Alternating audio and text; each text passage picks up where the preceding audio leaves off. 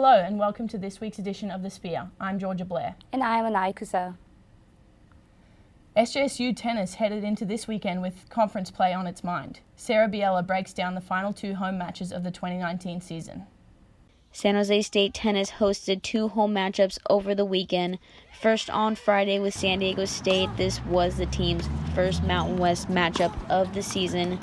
Mio Kobayashi and Alba Pedrero Galindo gave the Spartans the 1-0 advantage as they clinched the doubles point.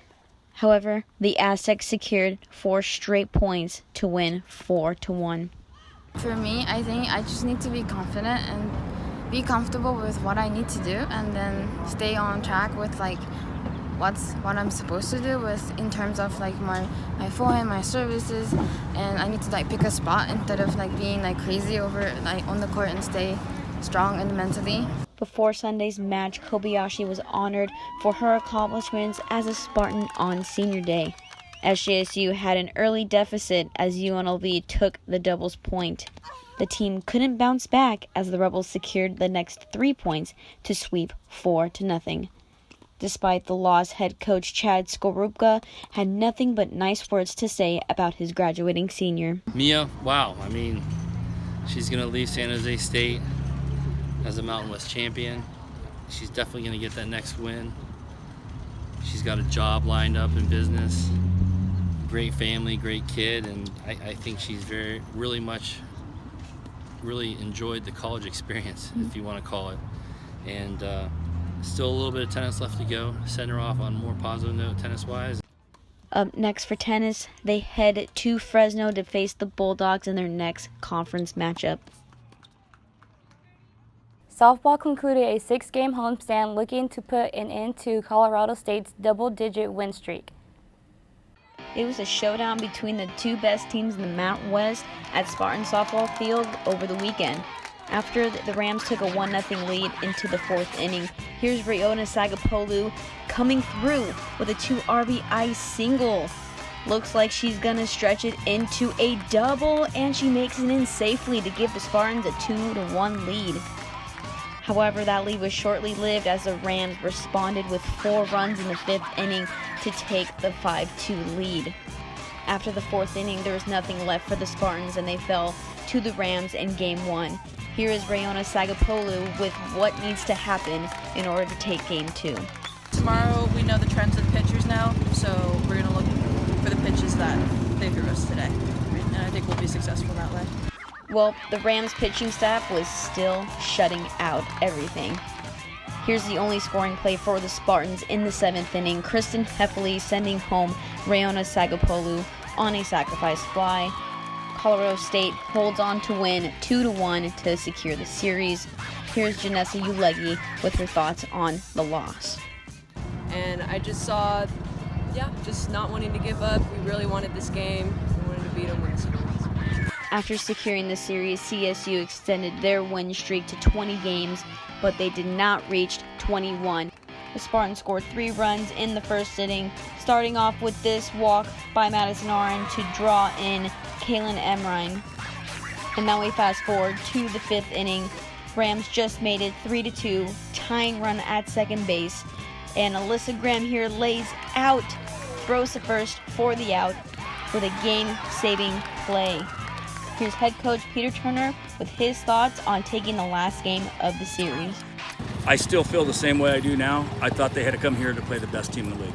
And I told the kids that, and even after them beating us twice, I still feel that we're as good, if not better. If we can get our hitting back where I know it is. Our defense is much better. We're deeper in the pitching staff. So I felt that way, and they did. But you know what? We got to stay in the hunt, and taking them down is big. Now other teams will think they can take them down. Now they become a little more susceptible to losses.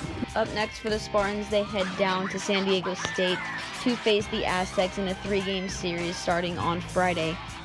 Reporting for The Sphere, I'm Sarah Biella. Women's water polo hosted the Bruins at West Valley College with hopes of reaching the 500 mark in MPSF play. Jessica Jimenez was there to cover the match on Sunday. The women's water polo team hosted the UCLA Bruins on Sunday afternoon at West Valley Aquatic Center, falling 13-3. Here's sophomore Lily Uvari talking about her scored goal. I was the end of the a shot clock, so I knew I had to take a shot. I actually didn't really see I scored or not because the girl was already counting out of me, but I was just happy we scored finally because that was after a really long time. The Spartans were fighting hard, passing the ball to each other, when suddenly sophomore Riley Agerbeek bumped the ball and shot it straight into the net. Dang! Here we go. With a few seconds left on the shot clock, freshman Matilda Moore, with her head underwater, forcefully making a killer goal, the last one for the Spartans. For the Spartans' last home game this Saturday, Captain Sierra Painter is feeling confident in the team. We're going to go into, I'm sure we'll watch some film that we played them in fall, and we're just going to prepare like any other game, really get our strategy and our game down and ready to play against them. And a bittersweet game for me. I'm a redshirt junior from having surgery last year, so the last senior left with me is Michelle, and we'll be celebrating her, so it's going to be really great to celebrate all of her hard work and everything. Bittersweet knowing that she's going to leave, and that's kind of our last game together since we played together since high school, so really bittersweet, but it's going to be a lot of fun. We're going to go out hard, and we're going to try to get that win. This Saturday, the Spartans will host Indiana University for a 12 p.m. game at West Valley Aquatic Center. Coming off a series sweep against the University of New Mexico, the Spartans hosted the Pilots in hopes of breaking their non-conference woes. CJ Peterson recaps the Monday matchup. The San Jose State men's baseball team is in the midst of one of their best seasons in the last 5 years. Coming off of a 3-game sweep over New Mexico, the Spartans hold the top spot in the Mountain West standings. On Monday, SJSU looked to carry that momentum into a non-conference matchup against the University of Portland. The goal moving forward is to continue the momentum and everything that we got going in conference right now. I mean, I don't want to diminish. That we don't want to come out on Monday and beat Portland, because we do. Unfortunately for the Spartans, those hopes were cut off almost from the start on Monday. The Pilots jumped on SJSU quickly. In the top of the first inning, Portland scored 4 runs. Most of the damage was done by Portland's senior outfielder Cody Hawken, who hit a 4-run moonshot to left field. You give up 9 runs in the first 2 innings, and it just kind of you're playing catch up early. So it's, I don't want to say you're out of it, but 9-1, and they got 13 hits in the first 2 innings, and it's an uphill climb at that point. Portland followed up their 4-run first with a 5-run second. Taking advantage of junior right-hander Anders Davidson, the Pilots doubled their early lead. Davidson faced 10 Portland batters in his 1 inning on the mound and gave up 6 hits. He's made the transition from being a position player to being a pitcher, and it just takes time, and the breaking ball needs to come a ways, I think, so that he's not a one-pitch guy, and he knows that. After the third, the Spartans found themselves down 13-0 after another 3-run frame from Portland. Unable to dig themselves out of the gigantic hole, the Spartans fell 13-2. While their Mountain West play has been stellar this season, San Jose State fell 6 games under 500 against non-conference opponents on Monday. Despite the loss, San Jose State still has high hopes that they can continue to own the Mountain West the rest of the season. After playing outside of the conference, that will be a work in progress according to the team. In San Jose, CJ Peterson, The Spear.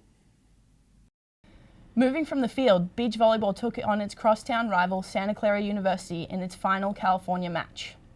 San Jose State women's beach volleyball claimed a 4-1 road win against crosstown rivals Santa Clara University Tuesday afternoon for their final match in California for the 2019 season. The mighty Brazilian duo, seniors Luisa Andrade and Julia Gavio, played in their final Bay Area match of their San Jose State athletic career. Here's how they felt. We did really well. We were trying not to think about our last game. We were trying to just play and give our best. And there were a lot of people who came watch us, and it was just encouraging to see them outside. So we just wanted to play for each other and for the team. Yeah, it's just another opportunity to get better, I think, and just like I said, we try not to think about our last match, and we've been working in practice and different things, so we just try to come out here and play our best and yeah, we had a lot of people come out and watch, so that was fun. Head coach Aaron Shepardson also has a few things to say about how the team was able to get things accomplished. Overall, pretty solid. We were pretty solid, and we were in a battle in almost all of those matches. And then we've been kind of working on just holding strong in some of those tight situations and making the aggressive decision, and then you can kind of break some of those games open sometimes. And for the most part, we did that today. Yeah. Next up, the team will travel to Hawaii to play in the Queen's Cup tournament beginning on Saturday.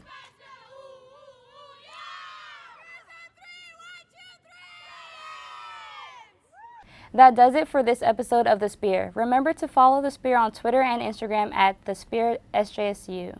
We will see you next time.